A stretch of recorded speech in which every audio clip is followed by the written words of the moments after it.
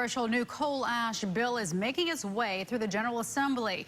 It governs how Duke Energy will clean up all of its ash ponds across the state. CBS North Carolina Investigates Jonathan Rodriguez is in the studio with a breakdown. Jonathan. Well, Sharon, the last coal ash bill required Duke to excavate all of their sites and do so by 2024. It passed, but was immediately vetoed by the governor. Well, that's now all changed. This time, lawmakers say they have worked with the governor to create this new bill, trying to avoid that. So it has three big takeaways. First, it gives the governor control of regulating how Duke must clean up those ponds through the DEQ. Secondly, it requires Duke Energy to provide a new permanent water supply for people who live next to those coal ash ponds, and that has to be done by 2018. And lastly, it allows Duke the opportunity to change the risk classification of their sites to low. This means that they have the option to cap ash in place and cover it rather than dig it up and move it.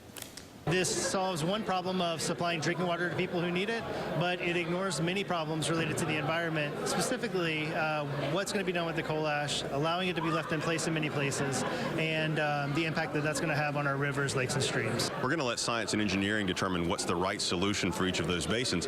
If it's excavation, that's what we'll do. If it's capping in place, that's what we'll do. Or maybe it's beneficially reusing the ash.